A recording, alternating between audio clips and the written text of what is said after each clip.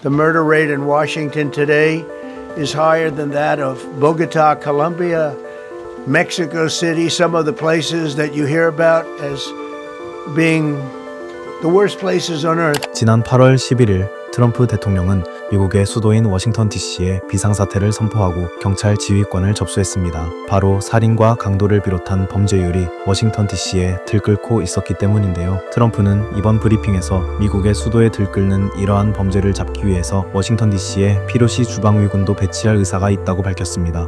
I'm announcing a historic action to rescue our nation's capital from crime, bloodshed, bedlam, and squalor, and worse.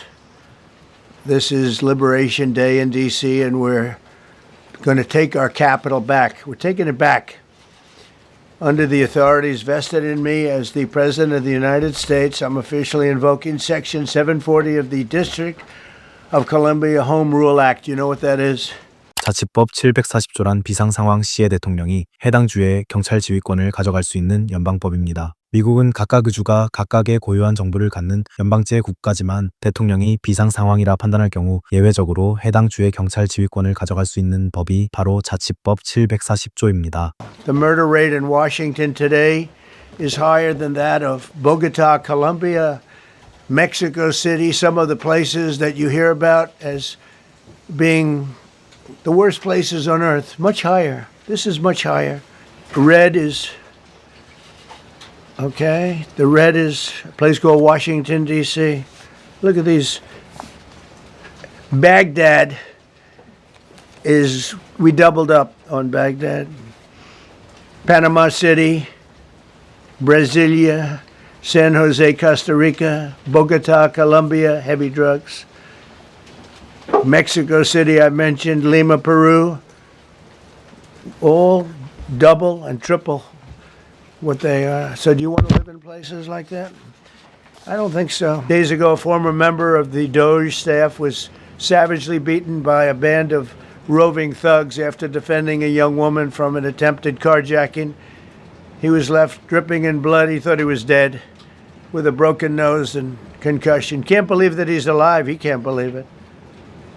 In June, a 21-year-old congressional intern was tragically killed after being hit by a stray bullet in a drive-by shooting. A former Trump administration official named Mike Gill, fantastic person, was murdered last year in cold blood in a carjacking blocks away from the White House. We all knew him. Great person. Waiting for his wife as she was walking to the car. A Democrat congressman was also carjacked at gunpoint not far from the Capitol. And in 2023, an aide to Senator Rand Paul was stabbed in the chest and head by a demented lunatic as he walked down the street, just absolutely for no reason. Horrifically, last July 4th weekend, a 3-year-old girl was shot in the head and killed while sitting in a car near the Capitol. It's becoming a situation of complete and total lawlessness. And we're getting rid of the slums, too. We have slums here. We're getting rid of them. I know it's not politically correct. You'll say, oh, so terrible. No, we're getting rid of the slums where they live. Caravans of mass youth rampage through city streets at all times of the day. There are ATVs, motorbikes. They travel pretty well. Entire neighborhoods are now under emergency curfews. Just this past weekend, gunfire went through, and you saw that, the Navy Yard. I saw it this morning. They saw that they fought back against law. See, they fight back until you knock the hell out of them, because it's the only language they understand. But they fought back against law enforcement last night. And they're not going to be fighting back long, because I've instructed them and told them whatever happens, you know, they love to spit in the face of the police as the police are standing up there in uniform. They're standing and they're screaming at them an inch away from their face. And then they start spitting in their face. And I said, you tell them, you spit and we hit. And they can hit real hard. It's a disgusting thing. I've watched that for years, for 4 years. I've watched them. The police are standing, and they're told, don't do anything under any such, so and you can see they want to get at it. And they're standing there, and people are spitting in their face, and they're not allowed to do anything. But now they are allowed to do whatever the hell they want. This dire public safety crisis stems directly from the abject failures of the city's local leadership. They'll immediately begin massive enforcement operations targeting known gangs, drug dealers, and criminal networks to get them the hell off the street, maybe get them out of the country, because a lot of them came into our country illegally. They shouldn't have been allowed in. They come from Venezuela. They come from all over the world. We're going to get them the hell out. They won't be here long. But some of these people, a lot of them, are homegrown criminals. And these are bad people. These are rough people. And this is just a list of some of the people that were given to me today that were criminals removed from the D.C. streets this weekend. They were rough and tough. But we're rougher and tougher. Look at these people here. Nothing, you know. They're not going to be your local school teacher. Look at this guy. He has killed people numerous times. They're not going to be an asset. They will never be an asset to society. I don't care. I know we all want to say, oh, they're going to be rehabbed. It's not going to be rehabbed. We all want the same thing. We all want a safe city.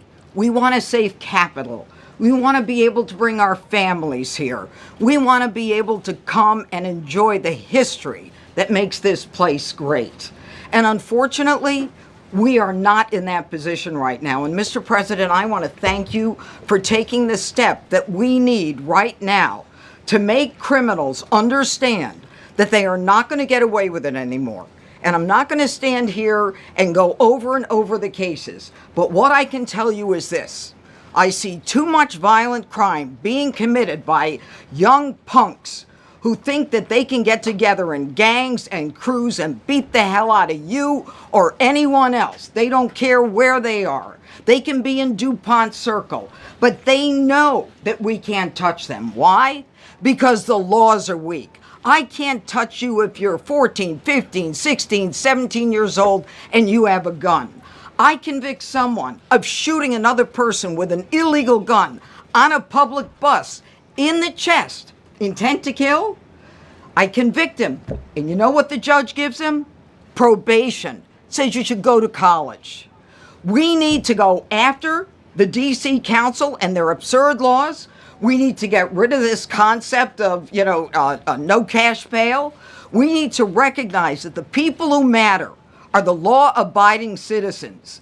And it starts today. But it's not going to end today, because the president is going to do everything we need to do to make sure that these emboldened criminals understand we see you, we're watching you, and we're going to change the law to catch you.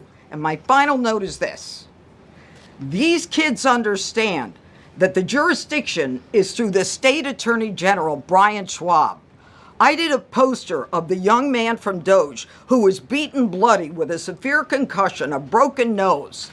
And then I did a poster of what happens to those kids, because I can't arrest them, I can't prosecute them. They go to family court and they get to do yoga and arts and crafts. Enough. It changes today. Thank you, Mr. President.